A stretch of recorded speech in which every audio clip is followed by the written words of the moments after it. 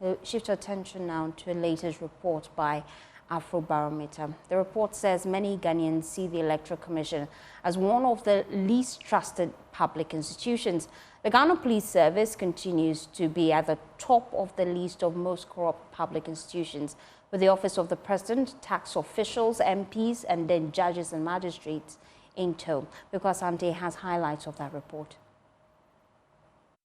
Among the key institutions, the Ghana Armed Forces, religious leaders, traditional leaders, and NGOs emerged as the most trusted. However, the Electoral Commission has now emerged in this report as one of the least trusted institutions, with barely 40 days to the crucial 2024 election. The Electoral Commission, which used to enjoy 59% public trust in 2012, now has only 28%. In this league of non-trusted institutions are the courts, the New Patriotic Party, MMDCs, and the police. On corruption, meanwhile, 3/4 of Ghanaians say the overall level of corruption in the country has worsened during the past year. The list of most corrupt institutions, as is perceived by the Ghanaian populace, are the police, which sits at the top of this list, the Office of the President coming second, tax officials, MPs, judges and magistrates following, and the Electoral Commission in tow. But what will influence people's choices for president in the 2024 elections? Respondents said a candidate's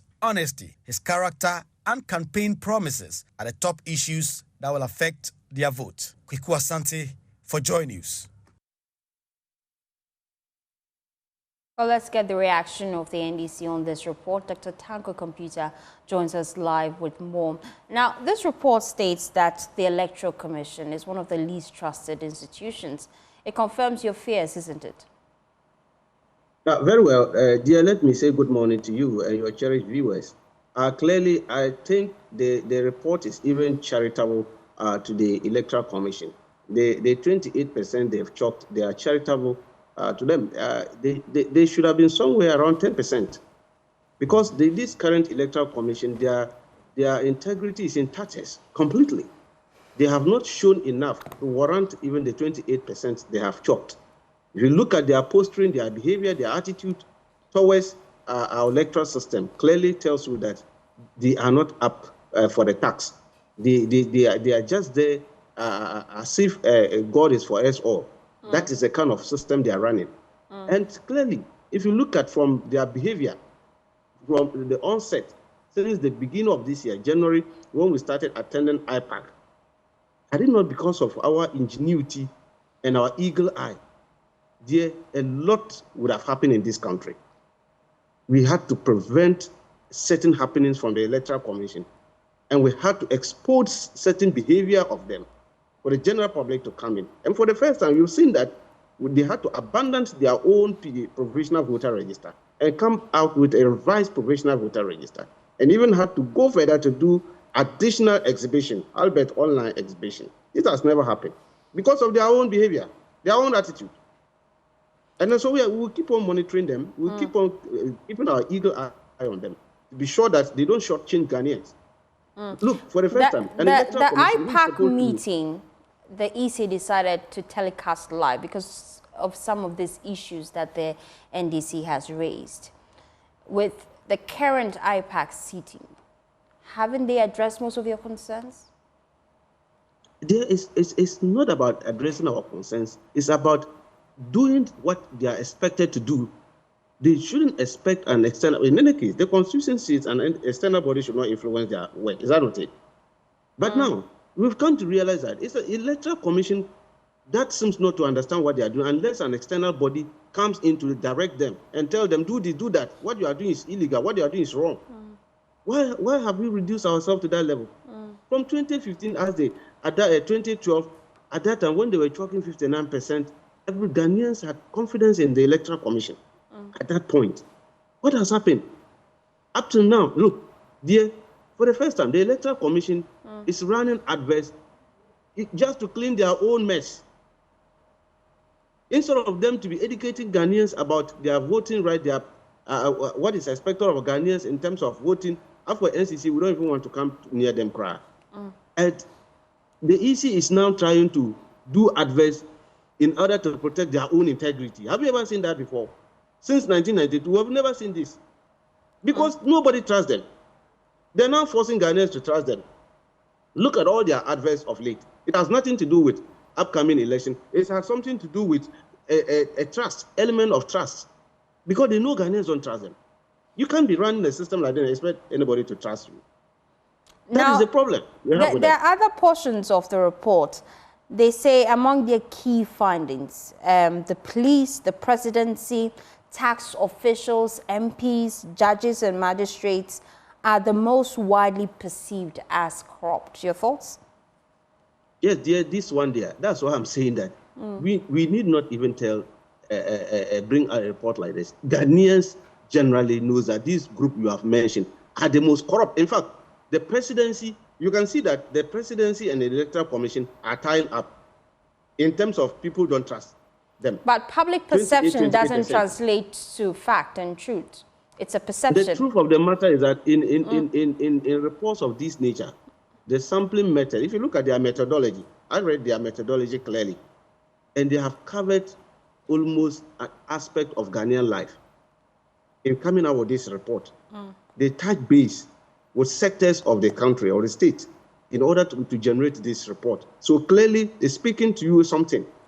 Look at the NPP as a political party ruling us. 22%. Nobody's interested in them again. Nobody's interested. They just want them out. And for the judiciary, the percentage they've given them, I believe, is because of some few high court decisions that they've given them. If they were to use the Supreme Court alone to sample views about Supreme Court, they would have gotten 0. Because nobody takes them serious these days. Because over the years, look, the past 3-4 years, the kind of ruling going on there. You remember what the National Security Minister told them? The leaked video that came out. What did he tell them? That should be the kind of ruling they give can pose national security. We didn't force the National Security Minister to make such a comment to the Supreme Court judges. And we continue to see that. A Supreme Court that will sit down and tell you that birth certificate cannot identify you as a Ghanaian. That's unheard of. So nobody takes them serious. And that's why we are saying that we need to reset this country. We need serious minds to reset this country come December 7th, so that we bring back the glory of Ghana. And the way Ghana is thinking is going down the drain. And we need to arrest this situation come December 7th. The Afro Barometer is just the tip of the iceberg. A lot of rot is going on in the country, and we can only see this after the December 7th. Because what is going on is just not the Ghana that we all want to. That is not it. That is not the Ghana we want to be. We can't bastardize our institutions with this kind of behavior pattern and expect us to have the glory that we are expecting. And we need to arrest that. Why? Why is the police service and the judiciary always coming up when it gets to corrupt behaviors? And for the presidency, we know it's a dent of corrupt activities. Allegations we cannot prove. Oh, dear, I am saying that this is a perception. And the perception always leads to these allegations. Everybody knows it. And the moment your behavior pattern shows this, clearly it will need further investigation to unravel this. Because you cannot have a minister of state that you know for the last 4 years, and within 4 years, such ministers will have, they have opened a bank accounts in their rooms, where they stash in millions of dollars and foreign currencies. That is not the Ghana we are envisaging. That is what feeding into all this perception that you are talking about. And we need to sit up because we know each other and we know our lifestyle. And so when we go and put out the Zero Fraud Office, and yet you make sure that they don't function, when they even come to this, you use mechanism to make sure that those things doesn't come out public. People don't know the whereabouts of their reports and all that. And you have institutions who are supposed to be protecting the public purse will now tend to be fighting each other. Talk of Yoko and Esofo. Look at the battle they were fighting among themselves, just to whitewash a report that was going to indict a sitting government official and all that. These are the things we are talking about. So clearly, we are monitoring closely. We are making sure that we let Ghanaians know that their tax money given to these state institutions are rather being run down completely. And they have the opportunity in the next 40 days to change the government. To change the government and make sure that we reset the country properly into the right path. Thank you, Dr. Rashid Tanko Computer. He is Deputy Director of Elections and IT for the NDC. Thank you for your time here on NewsDesk. Now.